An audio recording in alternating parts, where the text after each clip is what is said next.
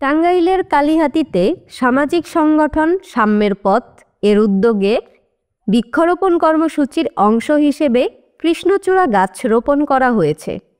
আজ বুধবার 18 জুন সকালে উপজেলার নিশ্চিন্দপুর এলাকায় এ কর্মসূচির উদ্বোধন করেন সংগঠনের প্রতিষ্ঠাতা এবং ঢাকা বিভাগীয় বিএনপির সহ-সাংগঠনিক সম্পাদক ও টাঙ্গাইল 4 কালিহাতী আসনের এমপি পদপ্রার্থী বেনজির আহমেদ টিটো।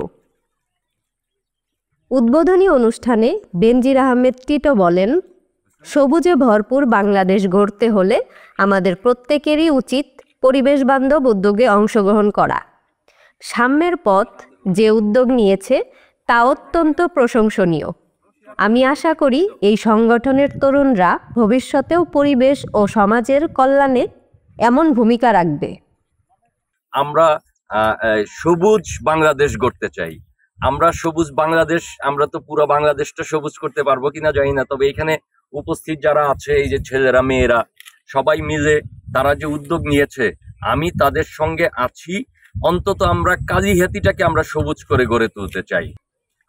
অনুষ্ঠানে আরও উপস্থিত ছিলেন সাম্যের পথের সাধারণ সম্পাদক মালিহা, কোষাধ্যক্ষ সামি রহমান, দপ্তর ও প্রচার সম্পাদক রবিউল, সাধারণ সদস্য আসিফ সহ সংগঠনের অন্যান্য সদস্যবৃন্দ। এছাড়াও উপজেলা স্বেচ্ছাসেবক দলের সদস্য সচিব আরিফ হোসাইন সাফি, উপজেলা পৌর যুব দলের আহ্বায়ক জনি রহমান, পৌর ছাত্র দলের সাবেক সভাপতি কায়সার আহমেদ, উপজেলা ছাত্র দলের সাধারণ সম্পাদক মেহেদি হাসান রনি, সিনিয়র যুগ্ম সাধারণ সম্পাদক বেলাল তালুকদার, উপজেলা পৌর ছাত্র দলের সিনিয়র যুগ্ম সাধারণ সম্পাদক স্বাধীন, কালিহাতী শাহজাহান সিরাজ কলেজ শাখা ছাত্র দলের সভাপতি মৃদুল হাসান ও কালিহাতী উপজেলা পৌর ও কলেজ ছাত্র দলের নেতৃবৃন্দ উপস্থিত ছিলেন।